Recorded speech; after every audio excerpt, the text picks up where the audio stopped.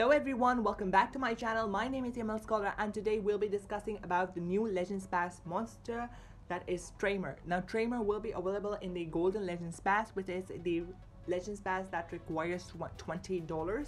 Now, is Tremur worth the $20? This is the video that will answer that question and whether this monster is worth the $20 to you. And I'll be giving my opinion on whether this monster is worth it or not. But let me just start by saying that the $20 are just not for this monster at rank 3, but it also pays for all of those nodes in which you'll be getting a lot of free gems. You'll be getting elite souls, you'll be getting nemesis souls, you'll be getting a level 10 rune, you'll be getting breeding boost, hatching boost, maze tickets, and a lot of other stuff that will help you in the race, in the maze, and in all of the events in Monster Legends, and also help you progress in PvP as well. So I would say right at the bat that this monster is really worth the $20.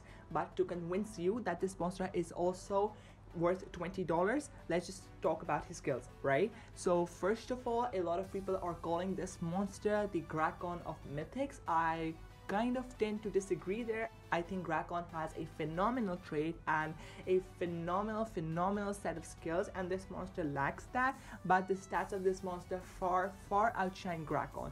So I kind of agree yet disagree with that statement. So first of all, we have the stats of this monster. The stats of this monster are mediocre in my opinion, but I think the speed stat is a little bit good. As for the life of this monster, I think 53,000 life is more on the squishier side, considering that this monster is a mythic, and there have been mythics that have above 60k life. And as for the power stat, again, I'm disappointed, but that does not bother me too much because power does not really matter for this monster. But I would have liked this monster to have a high power stat, simply because this monster will be ranked up and this monster will be facing a lot of legendaries in the nature category, namely Grakon, and if his power stat is high, there'll be more chance of dealing more damage. As for the speed, he has a very good speed, and I'm really happy about that. Now, the trait of Tremur is an evolving trait, and I kind of am in favor of the trait. Now for rank 0, he has stun immunity. Now stun immunity is basically protecting him from all of the stuns, especially considering that this monster is from the nature category. I think stun immunity is important, since a lot of other monsters in the nature category like O'Reilly and Grakon and many others that have stun as their main form of denial, that will be really important. And then at rank 1, he has torture immunity. Now torture immunity is another great trait to have. Now torture immunity is really important, especially in the nature category, again, because a lot of nature monsters can deal DOTs like poison, especially bleeding, again Grakon, and curse, again Grakon, and O'Reilly can deal both bleeding and poison, so that will be really important. And aside from the nature category as well, torture immunity is really important, and it will protect you from a lot of stuff that can deal some massive amount of damage to you. And as for rank 3, he has Status Caster Self Double Healing. That is really good, and considering that this monster will have no tortures, you can count on this monster having a good, stability in battle, provided that he isn't knocked out in the first turn. But you have to remember that these are stats that I just talked about are of level 100 only. You will be getting this monster at rank 3 provided you purchase this monster in the Legends Pass and you do all of the missions. So yeah, at rank 3, I think he will have a significant life increase, and yeah, the Status Caster Self Double Healing will make him a tough opponent to kill. Now, as for the statement that he is the Grakon of Mythics, again, Grakon is area dog and a lot of other great traits as well, but the monster that this monster most reminds me of is Yedra, simply because it has moves that number one, negate healing, and obviously the torture immunity reminds me of Yedra a bit, but Yedra is not a control monster, she is an attacker, and this monster is a denier.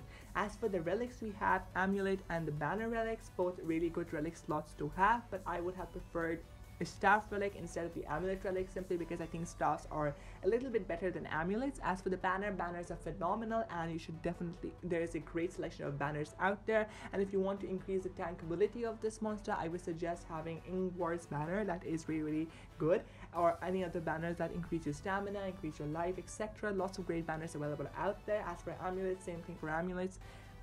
For the books, he is in the Villains, the Evil Legions, and Spirits book, and again, all three books are really well populated and have a balanced amount of monsters in them, so a great addition to each and every book. As for the basic attacks, the basic attacks aren't too much.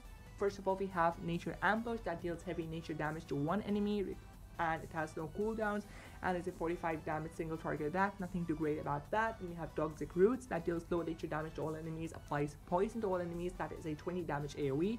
Again, nothing too great except that it applies poison.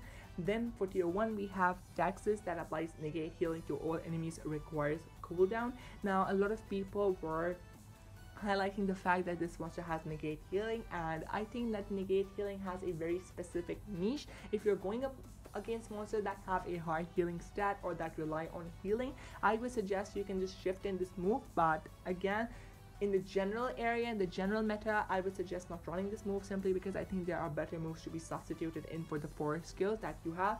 Then we have time for a berry that applies life regeneration to itself, requires cooldown. Now I don't think that life regeneration is really that important, considering that you'll be having this monster at rank 3 and that double healing will be able to sustain you for a very long time. Then for tier 2 we have Earth Sprout that deals mortal nature damage to one enemy, applies mega stun to one enemy, requires cooldown. Now this is a 3 cooldown skill and applies mega stun, and I think that is a very good skill to have because it applies mega stun, and mega stun will be denying the enemy monster for 2 turns, no question asked, provided that the negative effects aren't removed by some of the enemy monsters, and I think it's a good skill to have. Then for tier 2, the second move is Sapling Tears that removes all negative status effects and applies a double healing to one ally, requires cooldown. Now I like the move Sapling Tears, but it removes negative status effects from just one ally. I would have liked it to be an AoE, but this monster isn't a support monster, but it could have been made better if it was. And the double healing is also important, but I think double damage would have been better, so this could be used to, you know, power up your attacker. Nevertheless, this move is a good move to have.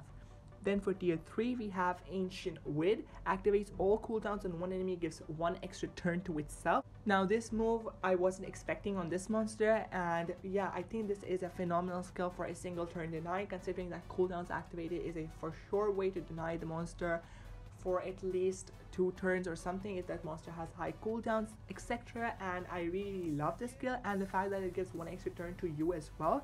You have cooldowns activated at your disposal, you have mega stun at your disposal, and you have stun as well.